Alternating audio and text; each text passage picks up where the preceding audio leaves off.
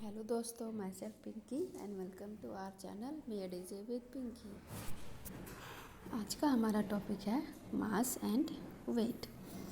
तो हम जैसे जानते हैं कि जो मास होता है वो क्या होता है, major of it's inertia.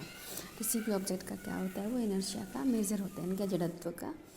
Inertia को हिंदी में क्या कहते हैं, जड़त्व, उसका मेजर होता है। और जितना ज़्यादा मास होगा यानी कि उतना उसका ज़्यादा जड़त्व है, इनर्शिया है। और वो सेम रहता है, जो मास होता है वो क्या होता है, चाहे हमारा ऑब्जेक्ट अर्थ पे है, मून पे है, कहीं भी है, तो जो मास है क्या होता है, हमेशा सेम रहता है, यानी कि mass of object is constant, चाहे किसी भी कहीं किसी भी प्लेस पर हो हमारा ऑब्जेक्ट।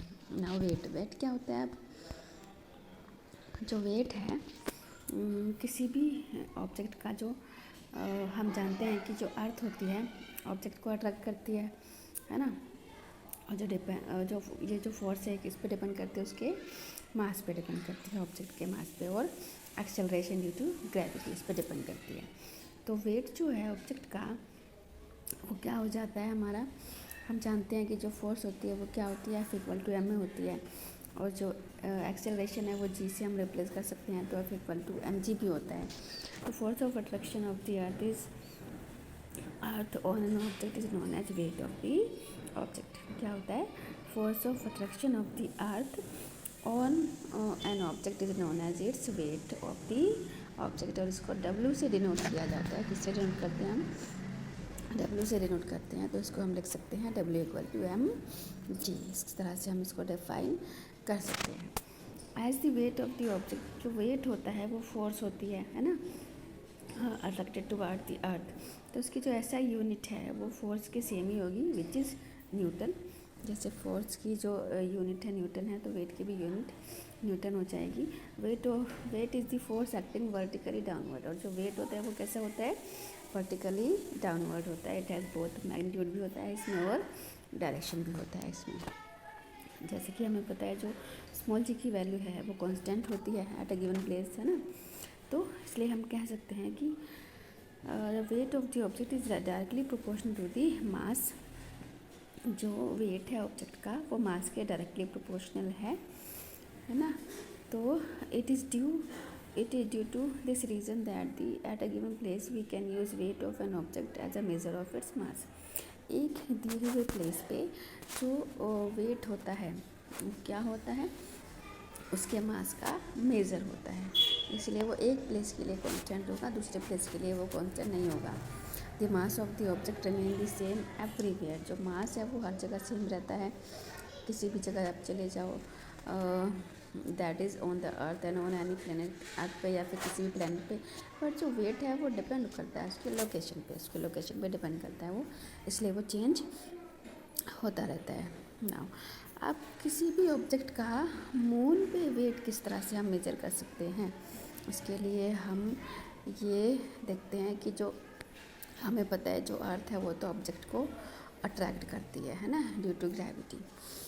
तो उसी तरह से जो मून है, तो मून पे किसी भी ऑब्जेक्ट का जो वेट होता है is the force with which moon attract that object. वो क्या है, वो फोर्स है जिससे मून उस ऑब्जेक्ट को अट्रैक्ट करता है। अब इस तरह से उसको हम कैसे ले सकते हैं, तो हम एक let the mass of an object be m। एक ऑब्जेक्ट लिया, उसका जो मास है हमारा m है, ठीक है। और जो वेट है मून पे वो Wm ले लेते हैं हम। और जो उसका मास है मून पे वो कैपिटल M ले लेते हैं, रेडियस Rm ले लेते हैं मून पे। तो जो यूनिवर्सल लॉ ऑफ ग्रेविटेशन है वो हमारी, उसका जो फॉर्मूला है वो क्या हो जाएगा हमारा, ये हो जाएगा। इस फॉर्मूले में वैल्यू पुट करके हमारा ये हो जाएगा। अब हम एक और ऑब्जेक्ट लेते हैं, उसका जो उस पे अर्थ पे वेट लेते हैं और अर्थ पे हम मास लेते हैं और उसकी रेडियस लेते हैं, है ना। तो जो कैलकुलेटेड है वैल्यू हमारी कुछ, तो वो इस तरह से है। अर्थ और मून दो चीज़ हमने ली है, उसका जो मास ये है, मून पे मास ये है और रेडियस हमारी, ये दोनों वैल्यू आती है। तो हमारा फॉर्मूला तो सेम है, ये वाला फॉर्मूला है ना। तो जब हम ये वैल्यूज़ पुट करते हैं तो W m निकाल लेते हैं हम, और उसके बाद हम W ई निकालते हैं, यानी कि मून पर और अर्थ पे दोनों पर वेट हम निकाल लेते हैं। दोनों का जब हम कंपेयर करते हैं, दोनों को जब हम यानी कि रेशो निकालते हैं, तो हम क्या देखते हैं कि वो रेशो अप्रॉक्स किसके इक्वल होता है, 0.165 यानी कि 1/6 के इक्वल होता है रेशो। तो हम ये कह सकते हैं कि जो मून पे ऑब्जेक्ट होते हैं उनका जो वेट है वो कितना हो जाता है, अप्रॉक्स 1/6, यानी कि अर्थ पे उनका जितना वेट होगा मून पे उसका कितना हो जाएगा वेट, 1/6 ऑफ अर्थ। इस तरह से हम इसको कैलकुलेट कर सकते हैं, है ना। तो अभी हम देखते हैं कि जो मून पर वेट है वो 1/6 हो जाता है। इसके बेस्ड न्यूमेरिकल भी हमसे पूछे जा सकते हैं, तो वो हम आगे स्टडी करेंगे। तो आई होप आपको आज का टॉपिक अच्छे से समझ में आया होगा। मास और वेट में डिफरेंस पूछा जाता है, तो आपको मास और वेट में डिफरेंस अच्छे से आना चाहिए।